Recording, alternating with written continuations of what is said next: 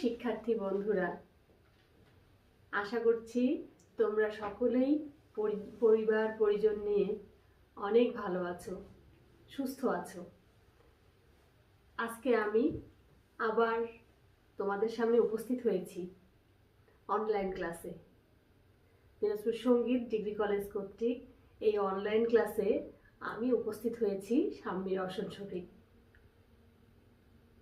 তোমরা তো সকলেই এরই মধ্যে জেনে গিয়েছো আমি তোমাদের কি নেই পৌরনীতি ও সুশাসন। পৌরনীতি ও সুশাসনের প্রথম পত্রটা আমি তোমাদেরকে এ যাবৎ পড়িয়ে আসছি। আজকে তারই ধারাবাহিকতায় পৌরনীতি ও সুশাসনের প্রথম পত্রে দ্বিতীয় অধ্যায়ে চলে যাব। এর আগে আমরা পড়েছি কি সুশাসন কাকে বলে, আমরা কিন্তু একটা ক্লাসে শেষ করেছি। আজকে তাই আমি তোমাদের সুশাসনের বৈশিষ্ট্যটা নিয়ে হাজির হয়েছি, কারণ সুশাসনের বৈশিষ্ট্যটা বেশ বড় একটা বিষয়। হ্যাঁ, এই জন্য আজকে শুধু এটাই তোমাদেরকে পড়াবো। আমি আশা করব তোমরা আমার ক্লাসটি ভালো করে শুনবে এবং নোট করে রাখবে, কারণ আমাদের যখন আমরা যখন আবার আমাদের সামনাসামনি ক্লাসরুমে আমাদের যখন ক্লাস হবে, তখন কিন্তু তোমাদের আমি এই জিনিসগুলো, এই সব প্রত্যেকটি বিষয়, যেসব বিষয়গুলো আমি ক্লাস করিয়েছি সেই বিষয়গুলো আমি তোমাদের চেক করব। তোমরা কে কতটুকু নোট করেছো, কে কতটুকু পড়েছো, মনে রাখতে পেরেছো। তো আজকে আমি সুশাসন কি সেটা আমি পড়িয়েছি যেহেতু অন্য একটি ক্লাসে, আজকে আমি চলে যাচ্ছি সুশাসনের বৈশিষ্ট্য। সুশাসনের বৈশিষ্ট্যটা তোমরা সকলেই জানো কি সুশাসনের ইংরেজি প্রতিশব্দ হচ্ছে গুড গভর্নেন্স। ঠিক আছে, তাহলে এখন আমরা চলে যাচ্ছি সুশাসনের বৈশিষ্ট্যসমূহ জানার আগে আমরা একটু কিছু কথা বলে নেই। বর্তমান বিশ্বে বহুল ব্যবহৃত ও জনপ্রিয় প্রত্যয় হলো সুশাসন। সুশাসন নাগরিকের মানবিক অধিকার নিশ্চিত করে। জনগণের সন্তুষ্টি সুশাসন মানদণ্ড হিসাবে ব্যবহৃত হয়। বিশ্বায়নের সুফল পেতে ও উন্নত বিশ্বের সাথে প্রতিযোগিতায় টিকে থাকতে হলে সুশাসনের বিকল্প নেই। এ দৃষ্টিকোণ থেকে সুশাসন প্রত্যয়টি অত্যন্ত গুরুত্বপূর্ণ। সুশাসনের ধারণার আলোকে এর যেসব বৈশিষ্ট্য পাওয়া যায় তা নিচে আলোচিত হলো। সুশাসনের প্রথম পয়েন্ট অংশগ্রহণ, পার্টিসিপেশন। হ্যাঁ, কোনো রাষ্ট্রে সুশাসনের ভিত্তি হচ্ছে রাষ্ট্রীয় কর্মকাণ্ডে ধর্ম, বর্ণ, নারী, পুরুষ নির্বিশেষে সব নাগরিকের সমান অংশগ্রহণের সুযোগ। অংশগ্রহণ অর্থ হলো রাজনৈতিক ও শাসন কাজে জনগণের অংশগ্রহণের সুযোগ, নীতি প্রণয়নে নাগরিকের সম্পৃক্ততা, তথ্য, মত ও পরামর্শমূলক কাজে জনগণের অংশদারিত্ব, রাষ্ট্রীয় নীতি ও সিদ্ধান্ত বাস্তবায়ন প্রক্রিয়ায় যৌথ উদ্যোগ, যৌথ পরিকল্পনা এবং জনগণের সরাসরি নিয়ন্ত্রণ প্রতিষ্ঠার সুযোগ।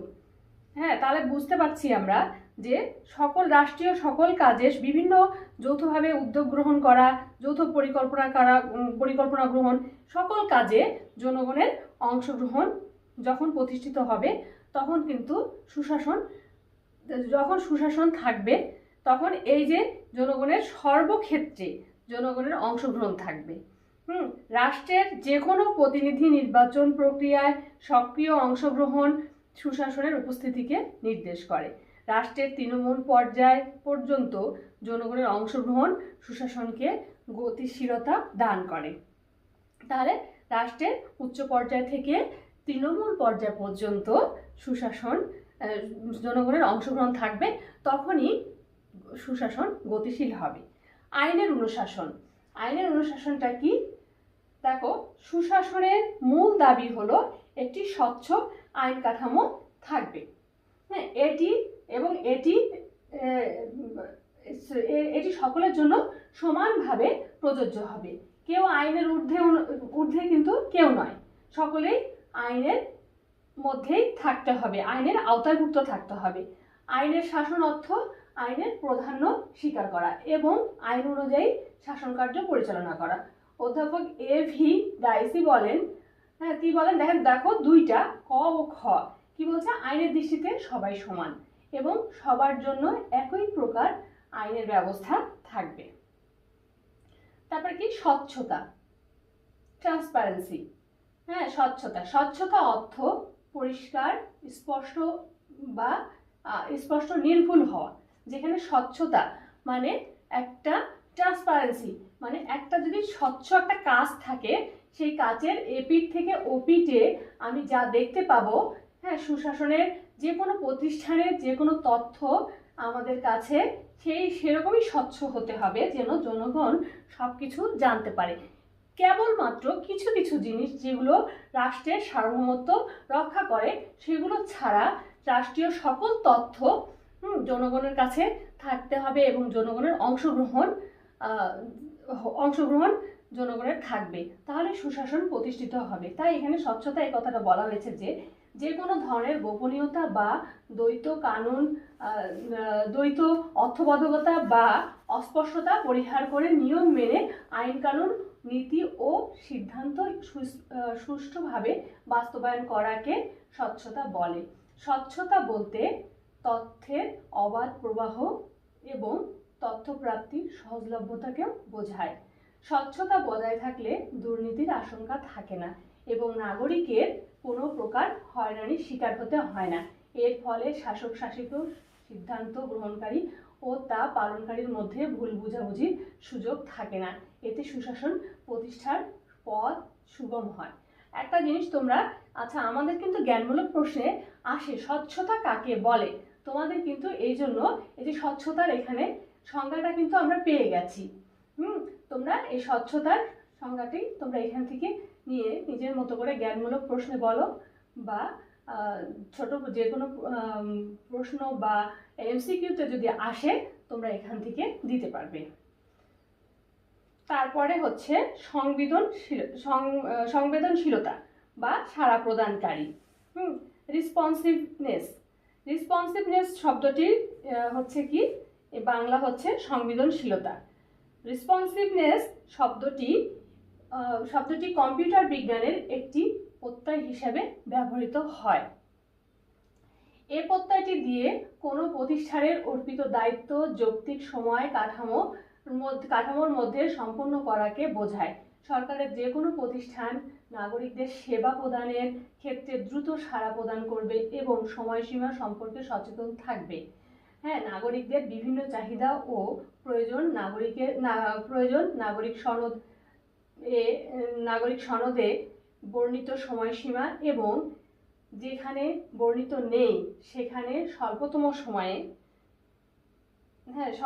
সময়ে সেবা প্রদানের মাধ্যমে সারা প্রবণ প্রশাসন গড়ে তোলা যায়।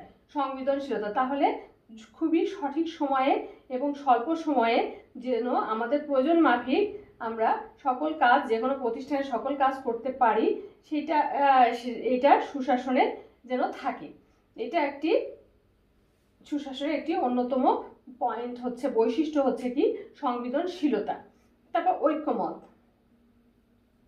ঐক্যমত একটি সমাজে বা রাষ্ট্রে বহু গোষ্ঠী দল ও মত ক্রিয়াশীল থাকে। একটি সমাজে বা রাষ্ট্রে বহু দল বা মত ক্রিয়াশীল থাকে। এক্ষেত্রে সুশাসনের দাবি হলো ভিন্ন ভিন্ন মত ও স্বার্থের মধ্যে একটি বৃহৎ ঐক্যমত তৈরি করা, যেখানে পুরো সমাজের প্রধান দাবি ও স্বার্থের সমন্বয় ঘটবে। পাশাপাশি ঐক্যমতের বিষয়গুলো কিভাবে অর্জন করা যায় তার কর্মপন্থা নির্ধারণ করতে হবে। যে সমাজ ও রাষ্ট্রে যত বেশি ঐক্যমত প্রতিষ্ঠিত হবে সেখানে সুশাসন তত বেশি নিশ্চিত হবে। তাহলে এখানে দেখো একটা জিনিস, যে সমাজে ও রাষ্ট্রে যত বেশি ঐক্যমত থাকবে, একতা থাকবে, সেখানে সুশাসন তত বেশি প্রতিষ্ঠিত হবে। ফলে সমাজে বিশৃঙ্খলা দূর করে রাজনৈতিক স্থিতিশীলতা বজায় থাকবে। তাহলে আমরা এখানে বুঝতে পারলাম যে একতা হয়ে থাকলে, আমাদের মধ্যে একমত হয়ে থাকলে তাহলে আমরা অনেক বেশি সফল হতে পারবো। তারপরে কি জবাবদিহিতা। জবাবদিহিতা অর্থ হলো সুশাসনের মূল চাবিকাঠি। জবাবদিহিতা বলতে বোঝায় জবাবদিহিতা বলতে বোঝায় নিজের কার্যকলাপ সম্পর্কে ব্যাখ্যা দানের বাধ্যবাধকতা। সুশাসন ব্যবস্থায় সরকারি প্রতিষ্ঠানের পাশাপাশি সেবাধর্মী প্রতিষ্ঠানকে জবাবদিহিতার আওতায় আনা হয়। তবে আইনের শাসন ও স্বচ্ছতা না থাকলে জবাবদিহিতা নিশ্চিত করা যায় না। এক্ষেত্রে প্রশাসনিক জবাবদিহিতার সাথে সাথে রাজনৈতিক জবাবদিহিতাও আবশ্যকতা আছে। তাহলে প্রশাসনিক জবাবদিহিতার সাথে সাথে রাজনৈতিক জবাবদিহিতারও আবশ্যকতা ব্যাপক। জবাবদিহিতাকে কেবল আইনি কাঠামোর মধ্যে বন্দি না রেখে দায়িত্বশীলতায় পরিণত করতে হবে। জবাবদিহিতার ফলে শাসনের ক্ষেত্রে দক্ষতা বৃদ্ধি পাবে, অর্পিত দায়িত্ব দ্রুত সম্পন্ন হবে, নির্দিষ্ট লক্ষ্যমাত্রা অর্জিত হবে এবং দুর্নীতি হ্রাস পাবে। তাহলে আমাদের প্রত্যেকটি ক্ষেত্রে, ব্যক্তি জীবন থেকে সর্বক্ষেত্রে জবাবদিহিতা থাকতে হবে, তাহলে সেখানে সুশাসন প্রতিষ্ঠিত হবে। জবাবদিহিতা সুশাসনের একটি অন্যতম বৈশিষ্ট্য। সরকারের বৈধতা। তাহলে আমরা এখানে দেখলাম কি সরকারের বৈধতা। 7 নম্বর পয়েন্টটা দেখো, সরকারের বৈধতা, লেজিটিমেসি। সরকারের সুশাসনের জন্য সরকারকে অবশ্যই বৈধ হতে হবে। সরকার হতে হবে যথাযথ গণতান্ত্রিক প্রক্রিয়ায় নির্বাচিত এবং অর্থাৎ জনগণের সমর্থন পুষ্ট। একটি সরকার, যে কোনো দেশের সরকারকে অবশ্যই জনগণের সমর্থনে প্রতিষ্ঠিত হতে হবে। সরকারের সমর্থন হতে হবে, তাহলে সেই সরকার বৈধতা লাভ করবে। তাহলে আমরা চলে গেলাম এখন 8 নম্বর। 8 নম্বরে দেখো কি আছে, সাম্যতা। সাম্য, সাম্যের সাধারণ অর্থ হচ্ছে কি সমতা, একতা, সাদৃশ্য। তবে পরিণতিতে সাম্য হচ্ছে সুযোগ সুবিধাদির সমতা। সমাজ ও রাষ্ট্রের প্রতিটি সদস্য যখন অনুভব করতে পারবে যে তার অধিকার অন্য কারো চেয়ে কম নয়, তাহলে এখানে দেখো যে সকলেই যখন বুঝতে পারবে, অনুভব করতে পারবে যে তার অধিকার অন্য কারো চেয়ে কম নয়, সুশাসনের দৃষ্টিকোণ থেকে সে অবস্থানকে সাম্য বলে। সাম্যর এই যে পয়েন্টটা, এটাও কিন্তু তোমরা ধারণ করবে এবং মুখস্থ করে রাখবে, যেন তোমরা যদি আসে যে সাম্য বলতে তোমরা কি বোঝো, এখান থেকে যেন তোমরা দিতে পারো। মুখস্থ নিজে যদি বুঝতে পারো তাহলে অবশ্যই সুন্দরভাবে লিখে পরীক্ষায় উপস্থাপন করতে পারবে। উন্নত রাষ্ট্রগুলোয় সমতা ভিত্তিক সেবার মাধ্যমে এর প্রতিফলন দেখা যায়। সুশাসন সাম্যকে সামাজিক, রাজনৈতিক, অর্থনৈতিক, ব্যক্তিগত, আইনগত অর্থাৎ নাগরিক জীবনের সব ক্ষেত্রেই প্রয়োগ করে। রাজনৈতিক অংশগ্রহণ, ন্যায্য মজুরি পাওয়া, সামাজিক নিরাপত্তা লাভ, আইনের শাসন, আইনের সমান সুযোগ পাওয়া ইত্যাদি বিষয়ে সাম্যের অন্তর্ভুক্ত। তারপরে হচ্ছে কি সুশাসন নিশ্চিত করতে হলে অবশ্যই সবার সামনে যথাযথ সুযোগ সুবিধা দ্বার উন্মুক্ত রাখতে হবে। এক্ষেত্রে কোনো বৈষম্য করা যাবে না।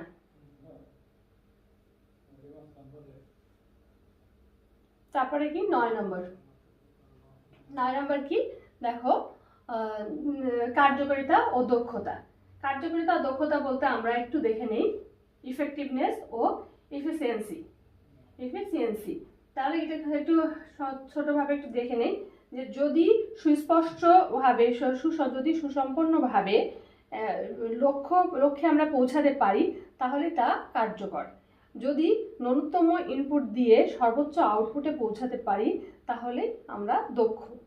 তাহলে সংক্ষেপে আমরা এটা দেখলাম। তারপরে কি কার্যকারিতা ও দক্ষতা অর্থ এমন প্রতিষ্ঠান স্থাপন এবং কার্যপ্রক্রিয়া গ্রহণ করা যা রাষ্ট্রীয় সম্পদের সর্বোচ্চ ব্যবহার নিশ্চিত করে নাগরিকদের সর্বোচ্চ সেবা প্রদান করবে। সুশাসনের দক্ষতা প্রত্যয়টির সাথে প্রাকৃতিক সম্পদের যথাযথ ব্যবহার এবং পরিবেশ ও পারিপার্শ্বিক অবস্থার সুষ্ঠু নিয়ন্ত্রণকেও অন্তর্ভুক্ত করা হয়। কার্যকারিতা ও দক্ষতার সাথে পরিকল্পনা ও তা বাস্তবায়নের বিষয়টি জড়িত। তাহলে কার্যকারিতা ও দক্ষতার সাথে পরিকল্পনা ও তা বাস্তবায়নের বিষয়টিও জড়িত। এখন হচ্ছে কি বিকেন্দ্রীকরণ। বিকেন্দ্রীকরণ হচ্ছে কি সুশাসনের একটি অন্যতম বৈশিষ্ট্য। বিকেন্দ্রীকরণ সুশাসনের একটি অন্যতম বৈশিষ্ট্য। বিকেন্দ্রীকৃত প্রশাসনকেও অনেকে সুশাসনের বৈশিষ্ট্য বলে চিহ্নিত করে থাকেন। তাহলে বিকেন্দ্রীকরণ হচ্ছে ক্ষমতার বন্টন ও বিভক্তিকরণের নীতি। প্রকৃত বিকেন্দ্রীকরণ বলতে শুধু ক্ষমতা, কর্তৃত্ব ও দায়িত্বকে প্রশাসনের উচ্চতর থেকে নিম্ন পর্যায়ে ছড়িয়ে দেওয়া নয়, একই সাথে রাজনৈতিক ও অর্থনৈতিক বিষয়গুলো ছড়িয়ে দেওয়াকে বোঝায়। ইউএসএআইডি এর মতে কার্যকরী বিকেন্দ্রীকরণ স্থায়ী পর্যায়ে সুশাসন প্রতিষ্ঠায় ব্যাপক সুযোগ সুবিধা প্রদান এবং রাষ্ট্রীয় পর্যায়ে সুশাসনের উন্নতিকে সাহায্য করে। বিকেন্দ্রীকরণের ফলে সরকারি কর্মকাণ্ডে জনগণের অংশগ্রহণ বৃদ্ধি পায়। এছাড়া এর মাধ্যমে প্রশাসনের মূল্যবান সময় বেঁচে যায়, জনসচেতনতা বৃদ্ধি পায়, স্থানীয় নাগরিক চাহিদা পূরণ বৃদ্ধি পায় এবং ক্ষমতায় নিশ্চিত হয়, কর্মকর্তা কর্মচারীদের মনোবল ও আত্মমর্যাদা বৃদ্ধি পায়। এখন আমরা চলে গেলাম কি স্বাধীন বিচার বিভাগ। স্বাধীন বিচার বিভাগ তাহলে কি?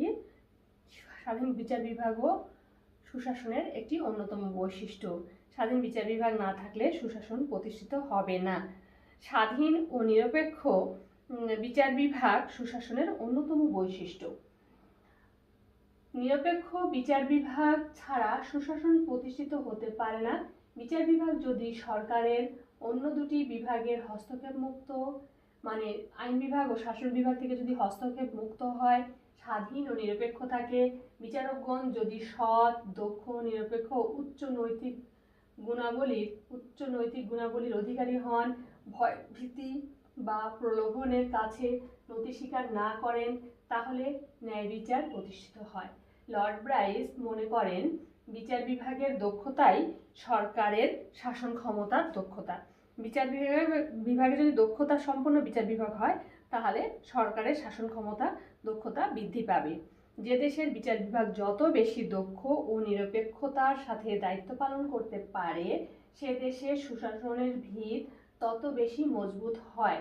বিচার বিভাগ শাসন বিভাগকে সঠিক পথে চলতে সাহায্য করে এবং নাগরিকের মৌলিক অধিকার সংরক্ষণ করে ও আইনের শাসন অক্ষুণ্ণ রেখে গণতান্ত্রিক ব্যবস্থাকে সজীব রাখে। তাই সুশাসন ও নিরপেক্ষ বিচার ব্যবস্থা একে অপরের পরিপূরক হিসাবে বিবেচিত। তাহলে আবার আমরা চলে যাচ্ছি যে পয়েন্টটা এখন হচ্ছে 12 নম্বর পয়েন্ট। এটা দেখো, গণমাধ্যমের স্বাধীনতা। গণমাধ্যমের স্বাধীনতা না থাকলে জনমত বাধাগ্রস্ত হয়। শক্তিশালী জনমত সুশাসন প্রতিষ্ঠায় সহায়ক। বাক স্বাধীনতা ও সুশাসন নিশ্চিত করে গণতন্ত্রকে সফল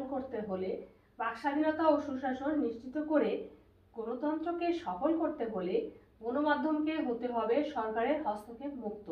এক্ষেত্রে বিভিন্ন প্রতিষ্ঠান, সংবাদপত্র, রেডিও, টেলিভিশন এবং ফেসবুক, টুইটারের মতো অনলাইন সামাজিক যোগাযোগ মাধ্যম যেন স্বাধীনভাবে কাজ করতে পারে, সে বিষয়টি সরকারকে নিশ্চিত করতে হবে।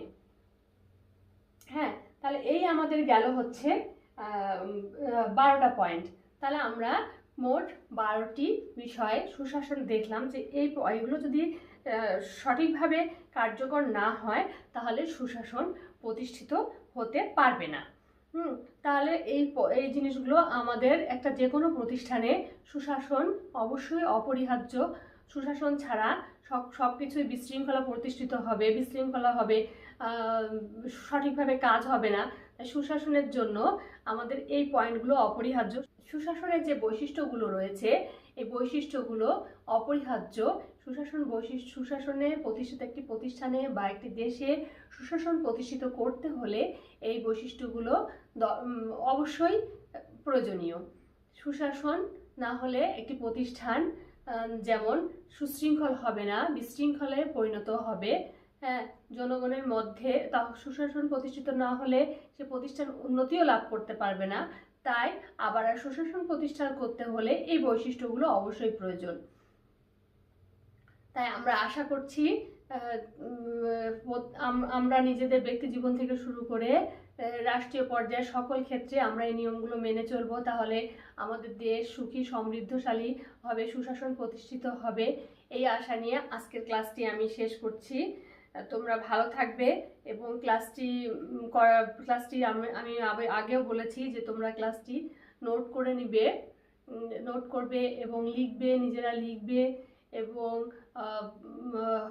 ভালোভাবে জিনিসগুলো বোঝার চেষ্টা করবে। কারণ এই পরিণতির বিষয়গুলো আমাদের সাধারণত ব্যবহারিক সারা কি বলবো যে সব সময় আমাদের কাজে লাগে।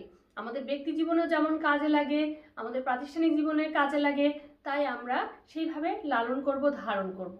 তা আর এটাই বলবো, তোমরা যে কলেজ থেকেই আমরা শুধু সঙ্গীত কলেজ নয়, সঙ্গীত কলেজ বা অন্যান্য যে কলেজ থেকেই আমার এই ক্লাসটি দেখছো, তোমরা অবশ্যই এই জিনিসগুলো তোমরা নিজের মধ্যে লালন করবে।